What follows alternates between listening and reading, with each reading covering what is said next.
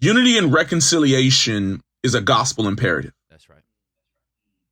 So I think the way that we view the gospel is important. And I think the reason that we've missed it historically is because we have such a small view of the gospel.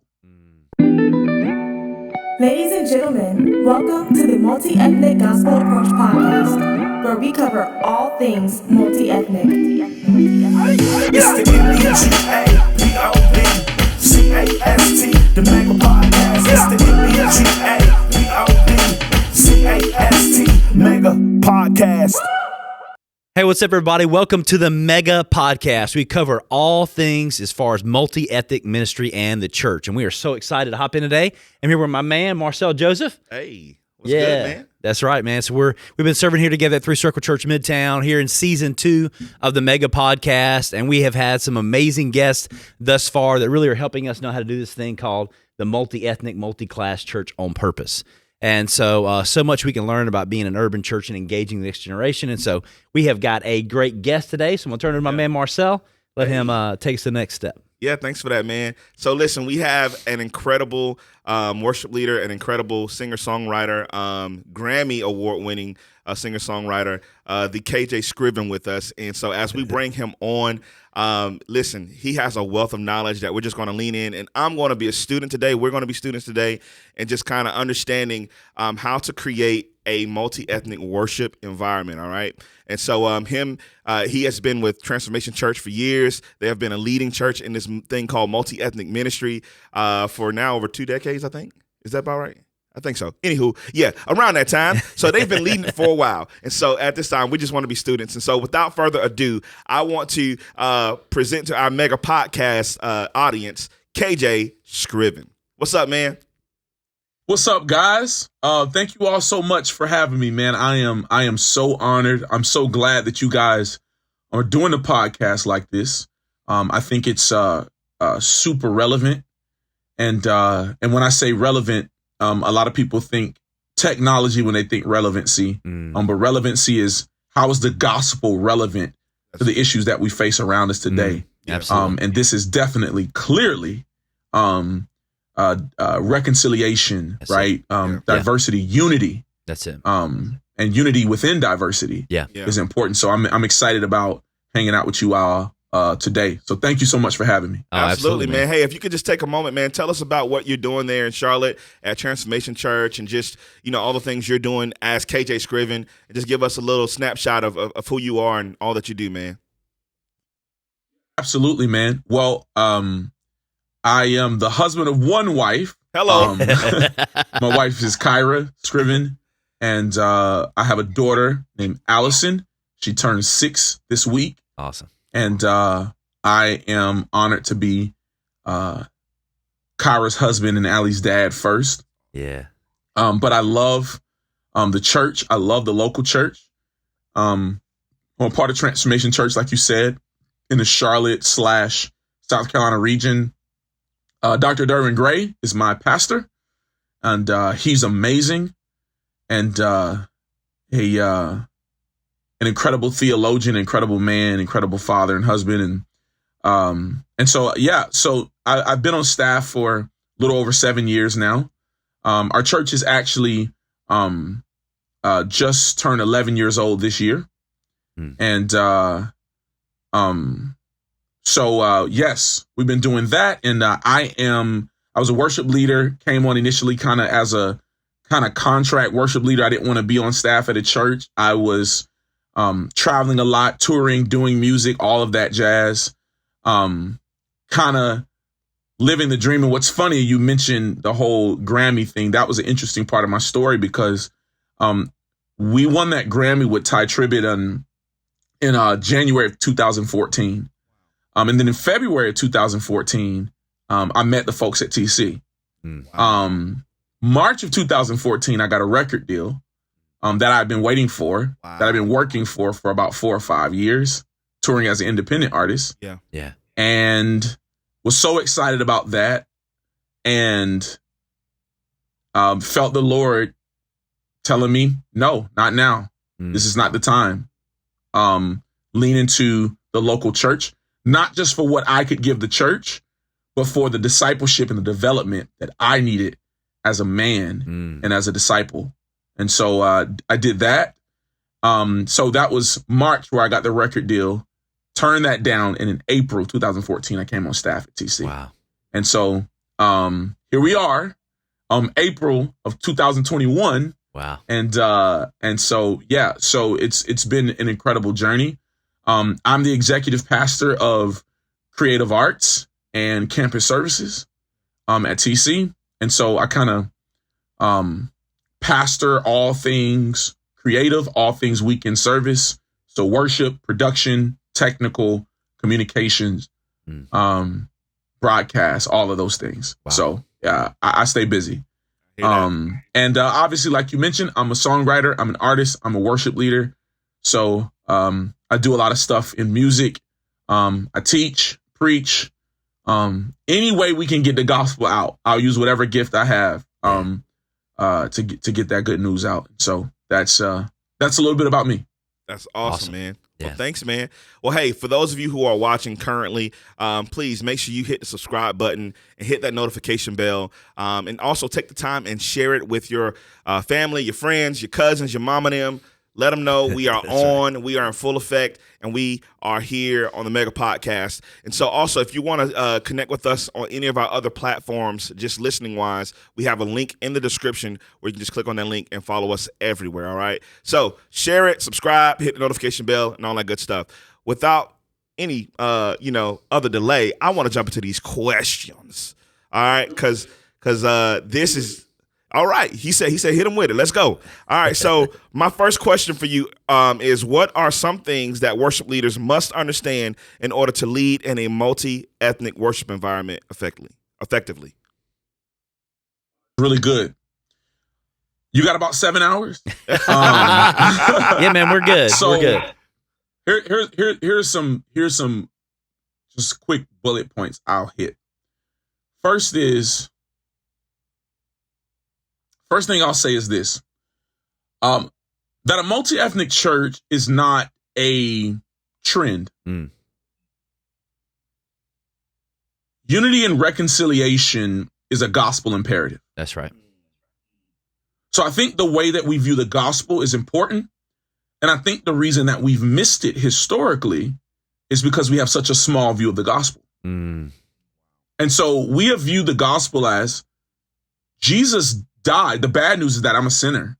The good news is that Jesus died for my sins, and he rose, and he sent his Holy Spirit so that I could have life more abundantly. That's a part of the story. It's not the whole story. It's a very important part of the story, but it's not the whole story. And so we see the gospel from a very individualistic lens. That's that is what allows us to go to our silos, to go and be around people that we feel the most comfortable around. In fact, Matthew 5, Jesus is on the Sermon on the Mount, and at the very end of that Sermon on the Mount, he says, you've heard it said to love your neighbors and hate those who are your enemies. But I say, in order for you, check this out. He says, in order for you to be described as a child of God, I'm calling you to love your enemies. Pray for those that persecute you, right? He says, look, even unbelievers, even pagan worshipers, even tax collectors, they love people that love them. He's like, do you want a cookie for that? Yeah. Wow. He says, I've called you to take a step higher as a child of God. If you're going to claim to be a child of God, then I want you to take another step, and I'm called you to love your enemies. And so, of course, the question is, who is my neighbor? And the question is, who is my enemy? Yeah. And I think, Jesus spoke in terms that were really, direct and really, almost like inflammatory in a way to catch people's attention. Yeah. But we tend to, and it's a survival. I'm not trying to beat up on anybody.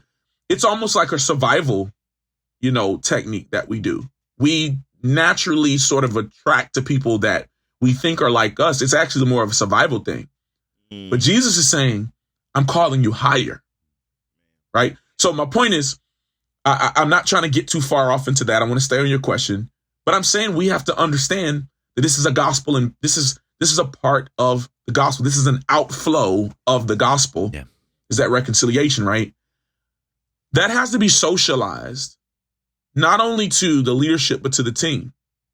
Good. Because guess what's going to happen when you put different people from different generations, different cultural backgrounds, and different ethnicities in the same room? Our preferences are going to clash. Come on. It's a natural part of the journey. It's going to happen. Yeah. So the question is, when it does happen, do we have the mindset that says, no, my preference is better than your preference? Or do we say, I'm willing at times to hold on to my preferences, and then at times I'm willing to put down my preferences, pick up my cross for my brother and my sister? So if we don't have that mindset, we're not going to make it. Yeah. If we're just doing it because it's the trendy thing to do, you're not going to make it because it's difficult. I will even tell you, I had one Sunday where I'm not even going to tell you about the whole set because it'll give the story away. But I had a lady that came to a church. I mean, she'd only been to our church like 2 times, maybe. Yeah. So she's just a veteran. She knows everything there is to know about our church. But she comes to me after the service, comes up to the stage after service, and she says, well, I know you guys say you're a multi-ethnic church, but I just don't see that reflected in your music. I just don't see multi-ethnic. I mean, I didn't really feel like it was that diverse. I don't think so. Then another guy comes to me. Literally, she's still kind of talking. And he says, hey, I'm sorry to interrupt. I just wanted to tell you, man, when it comes to multi-ethnic worship, that was a clinic today. That was incredible. You guys did Spanish. You did gospel. You did contemporary. You even sang some hymns in there. Like, I saw the way you wove all that together. That was a clinic on how to do multi-ethnic worship. Wow. And in that moment, my first instinct was to say, yeah, now what? Now shut up and leave me alone. Right? That wasn't a Christ-like thing to do, obviously. Yeah. For sure. But what I really asked myself, and I asked her, I said, well, which one of you guys are right? Who's right? You or him? So that's one of the most difficult things to remember. Number one, your identity is in Christ. Yeah. It's not going to be easy. People's preferences and what they think worship should be may clash. But if you have a gospel foundation, if you're rooted in the gospel, and you know that this is bigger than just you feeling good on Sunday, and that's for the audience, it's for congregation, not the audience, it's for the congregation, and that's for the worship leader.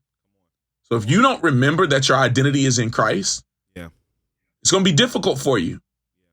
Because on your best Sunday, you can put all the things in the set, and you're still going to fall short in somebody's eyes. Mm. And so those are a few of the things I would say. Another thing, one last thing that I think is important, because there's more I can say, but I'll leave it here. Cross-cultural competency. That's Cross-cultural competency is very important. And so what I mean by that is, somebody from New York will call, all you guys are in the South, so you get it, like we call it soda. Someone else up north may call it pop. It's the same thing, but we name it different things. Yeah. So the same thing happens in worship cultures.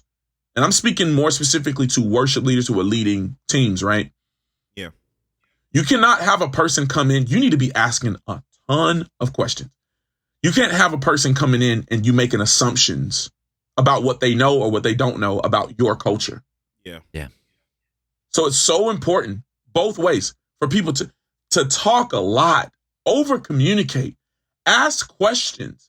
Don't just make assumptions. Yeah. Ask questions about, where are you from? How was music where you came from?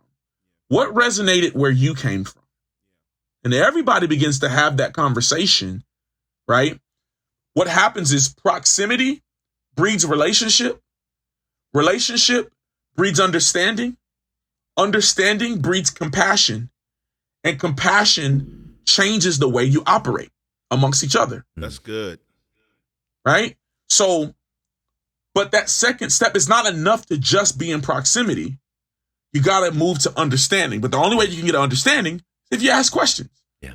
And so I remember, man, I led at a very, very large Baptist church. And it was my first time ever using, I didn't know anything about Planning Center. I didn't play with a guide in my ear. I didn't use in-ears. You know, I didn't know about any of that stuff. So, and to be very frank, I didn't read sheet music. Yeah. So the way I learned the song was I listened to the MP3 and I just played it. Yeah. You know what I mean? Yeah. So depending on your culture. So when I first come in there, I'm coming, you know, and I grew up in a Pentecostal church, a predominantly Black Pentecostal church is what I grew up in. Oh, I overstand. And so, yeah, yes. yeah. And so, of course, I began to explore things. I left that church, but began to kind of explore. And I'm trying to have a better understanding of things. And this church reaches out because they hear about this guy in the city that plays guitar and is decently smart and can play different genres. So they reach out like, man, we're trying to diversify. They bring me in. And, you know, where I grew up, rehearsal meant that you were going to learn the songs at rehearsal. Facts. Now, if you were said, hey, we got a run through, then it's a different language. And so I'm understanding like, oh, I'm supposed to already know the music before I get there. Yeah. Didn't know that. So I get there to rehearsal. I'm like, man, it seems like everybody already knows these songs. Then on top of that, the set of songs that we're using, I'd never heard any of these songs in my life. So imagine going in and like every week, you know, it's one thing to not play a song, but you heard it on the radio. Yeah. So you're decently familiar. It's another thing. I've never heard these songs in my life. Yeah. Wow. So I'm going in and I'm trying to feel my way through. I work my way through. I get through the rehearsal. We get there on Sunday and it goes amazing. People are like, man, that was an incredible set. It's one of the best sets we've had at our church. That was amazing. And then Monday, the worship pastor calls me and says, hey, man, I wasn't there at rehearsal, but I heard you weren't that prepared for rehearsal. And I was like, we talk about practice. We talk about practice. I pull an Allen Iverson on. No, so, but that was important for me to learn. Yeah. And I was like, well, that's okay. That's good for me to know. I didn't know that the expectation was for me to already know all of the music before I got there. Wow. That wasn't the culture I came in. Yeah. Now I have great value. Rehearsals are much shorter. Right. You're able to value people's time. So my point is that's not a bad thing. Yeah. I don't think one way is bad, one way is good. I'm just saying I didn't know. Right. There were languages they would use. We get to the end of a set. They said, hey, man, end with a half crash at the end of that song. Like, the heck is a half crash? What is that? What does that even mean, bro? Right? In my culture, we used to say, hey, man, swell out at the end there. Yeah.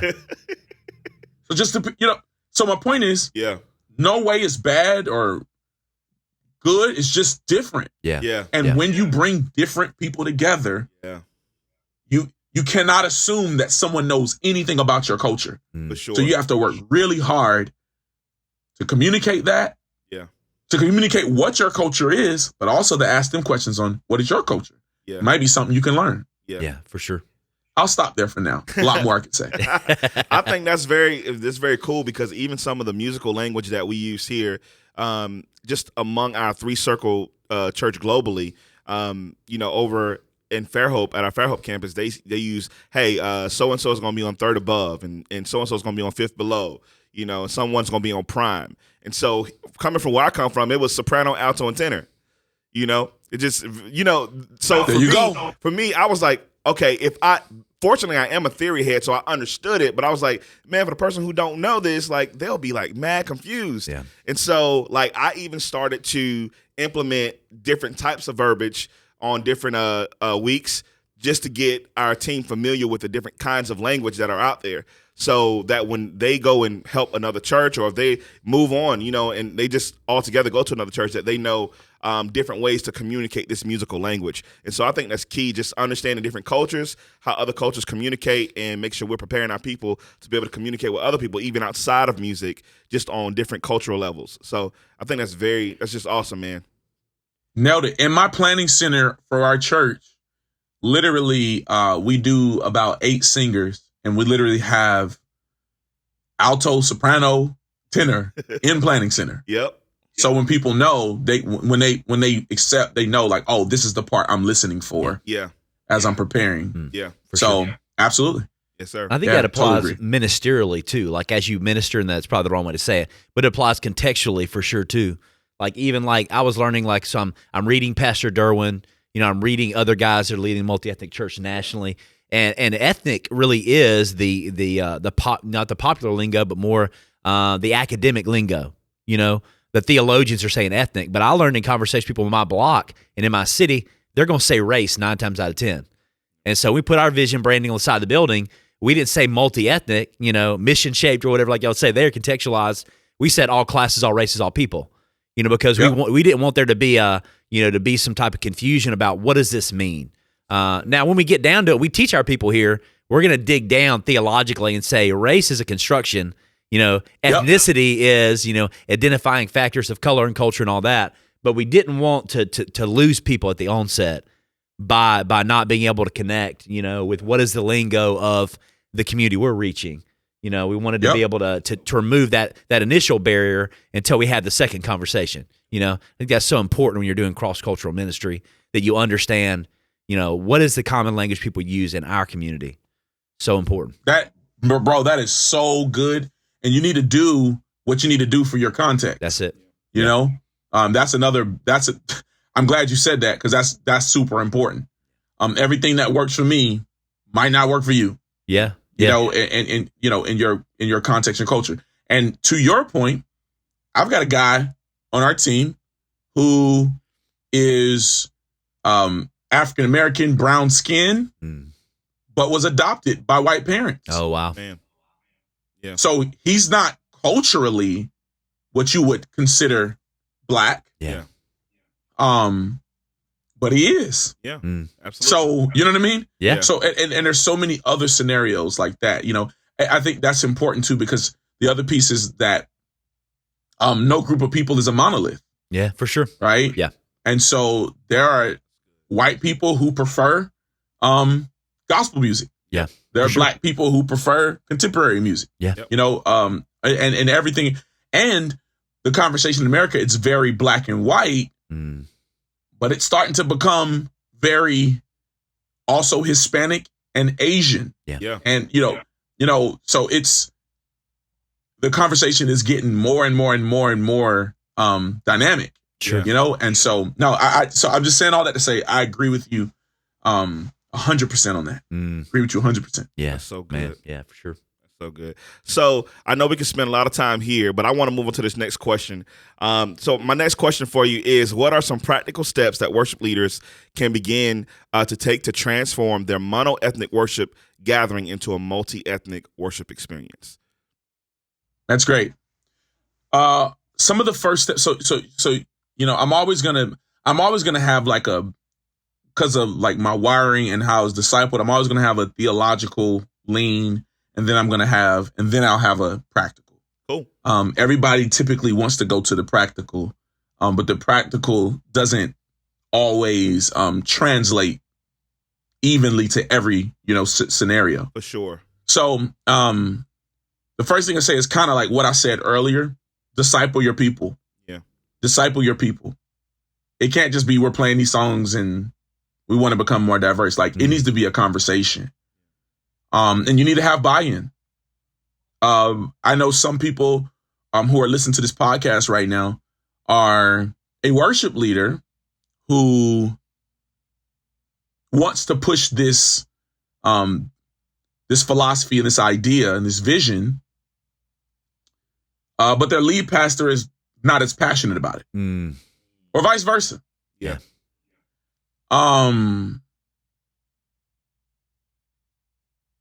So I would say unity across your leadership. Yeah.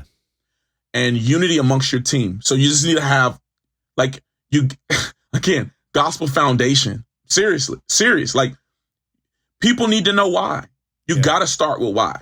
If you don't start with why, people are always going to have an issue, because you're basically telling people to to just walk right into doing something that's uncomfortable. Yeah. Yeah. You're telling them to, like, okay, everybody, we get to be uncomfortable. Everybody in, go. Like, that's like nobody, like, and the reality is nobody really likes likes change as much as the person who's implementing. For sure. Facts. Yeah. So one thing that I would suggest, if you're trying to transition from monoethnic to multi-ethnic in your music, don't go too hard too fast. Take your time. It's a process. Good.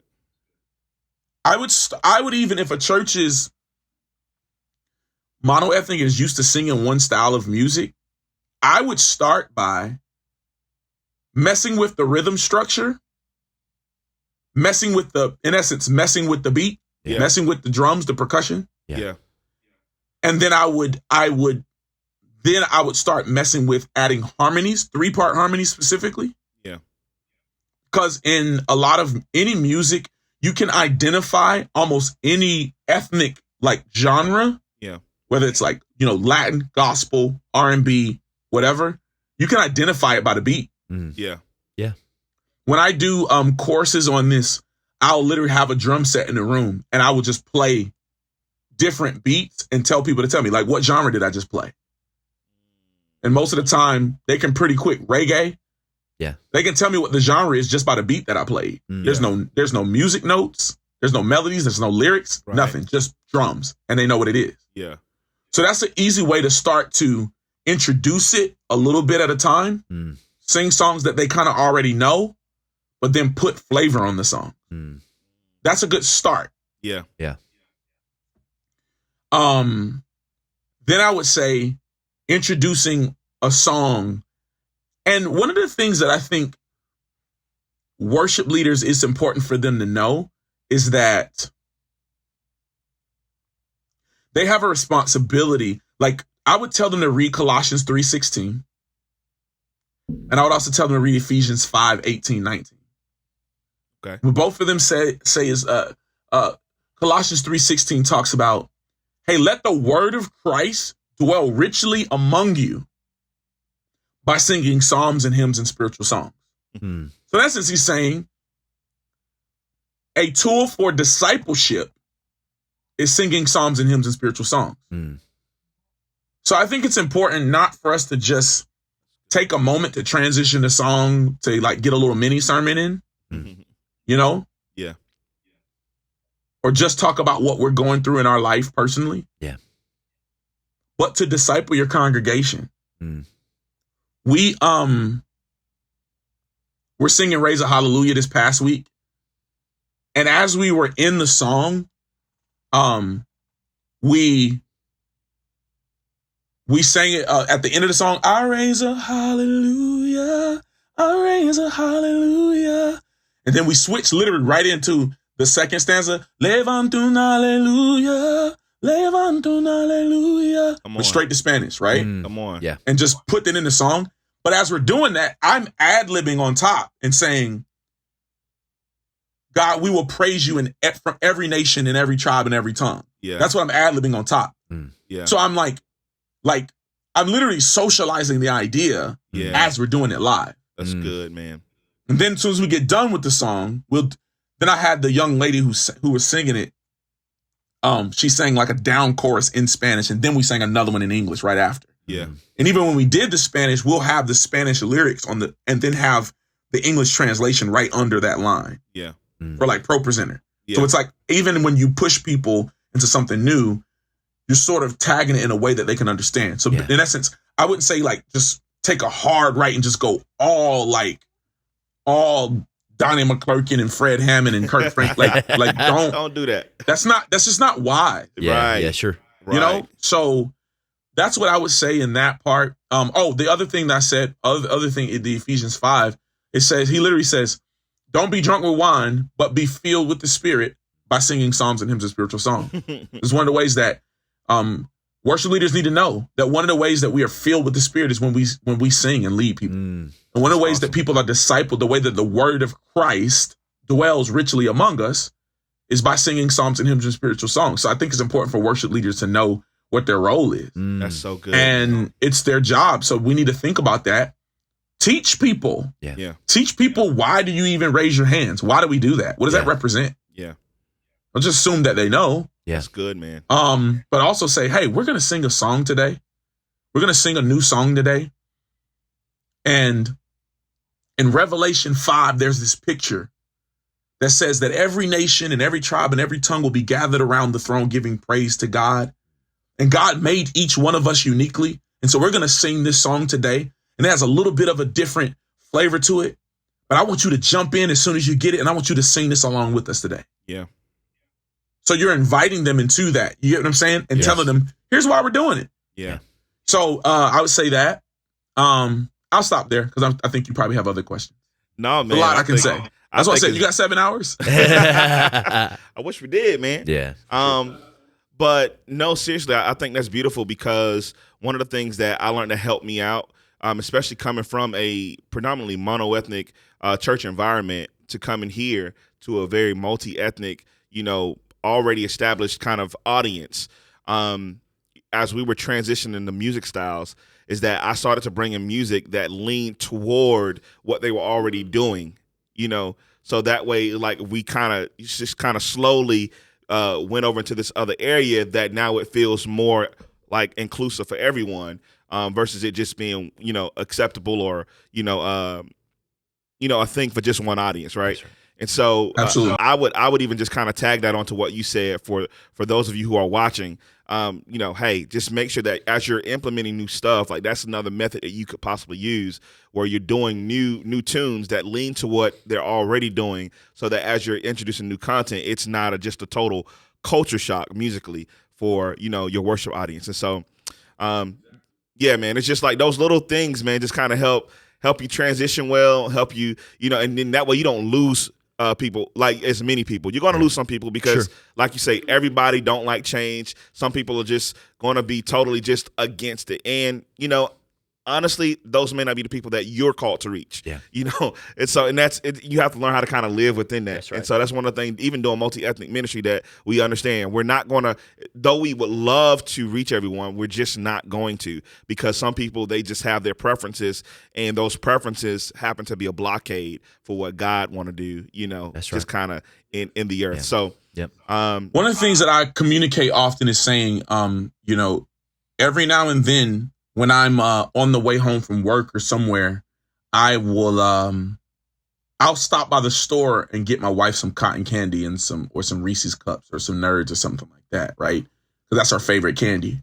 And I'll bring that home, right, and say, hey, babe, here, I was just thinking about you. And so it's an acknowledgement, right? But our relationship is not built on cotton candy. that's so good. That is just an expression of saying, hey, I see you, I appreciate you, and I love you. Yeah.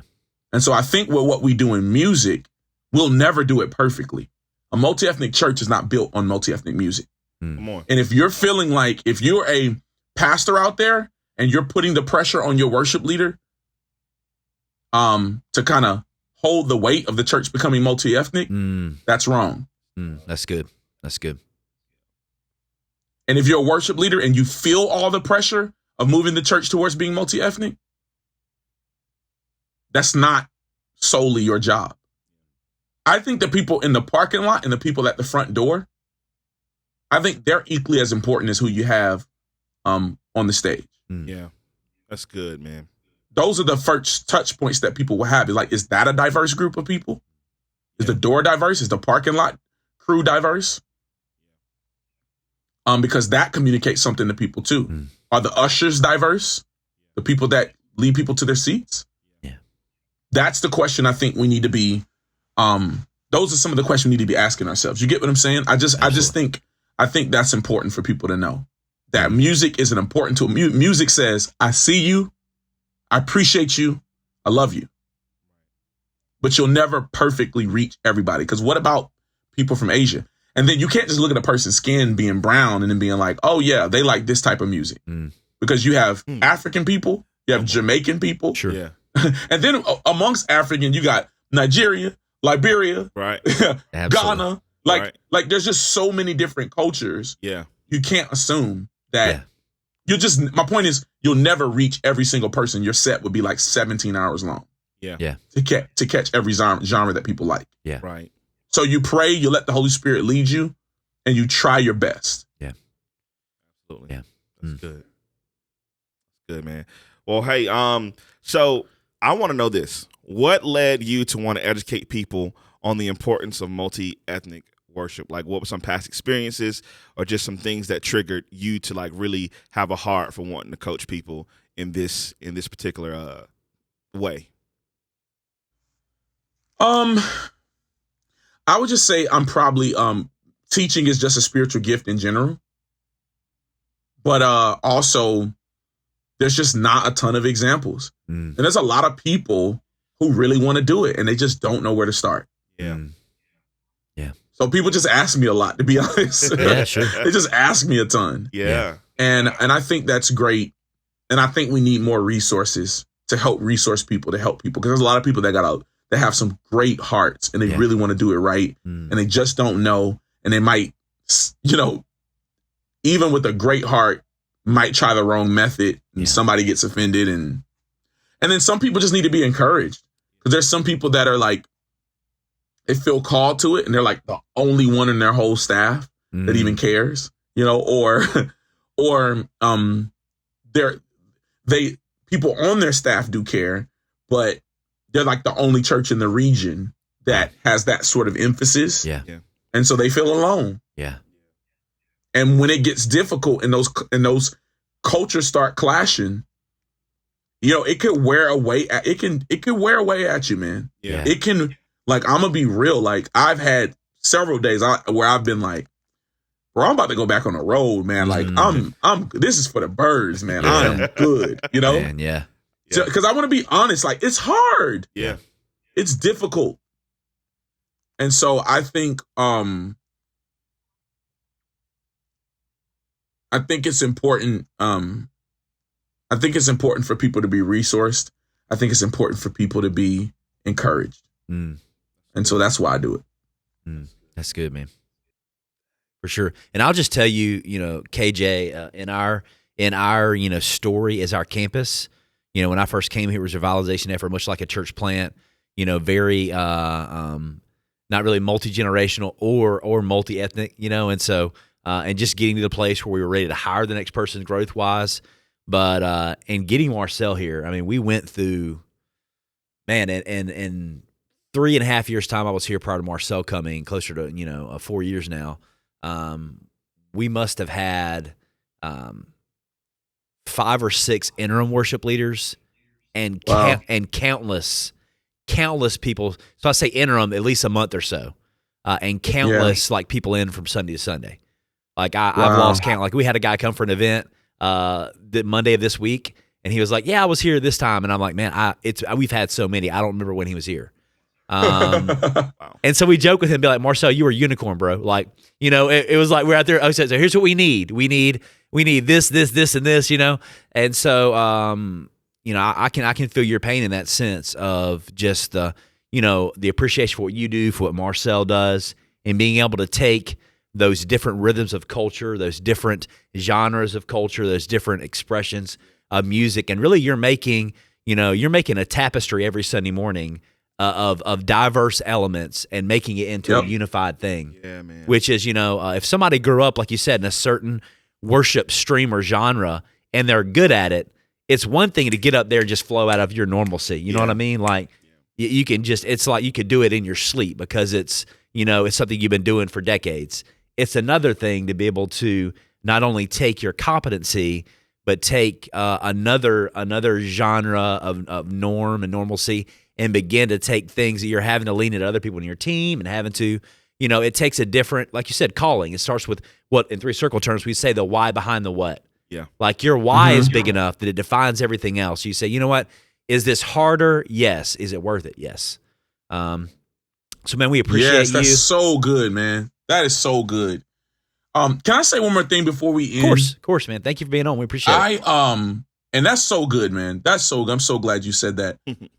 I just want to say this. I actually have a worship mentoring program called Life and Song. And I started it last year because of the amount of just like DMs on Instagram and Twitter, like, can you mentor me? Can you mentor me? Wow. That's what it did. I was like, okay, let me do something where I can do something with a group of people because it's too many people, right? Right. Yeah. But you know what I found, man?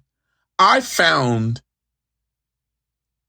that COVID was a pandemic, but a greater pandemic is lack of discipleship in the church. Oh, man.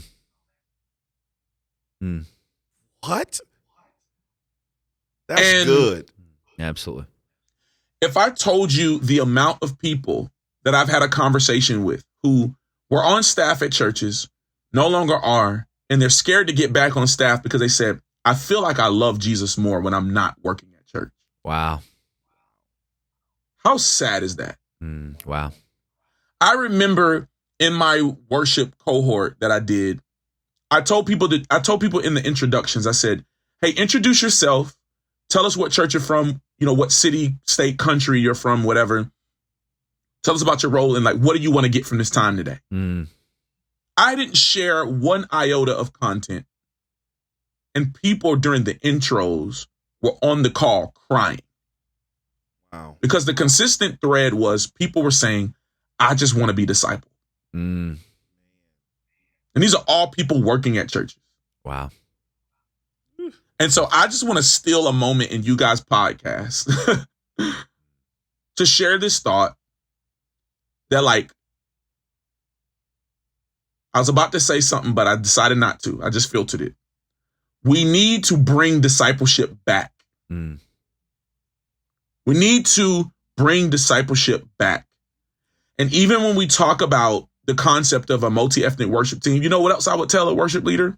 Disciple your team. Come on. Care for their hearts. Because a lot of people, when they bring people in from a different, say you're trying to hire somebody from a different culture or bring somebody in, we think what they want is like money and a platform.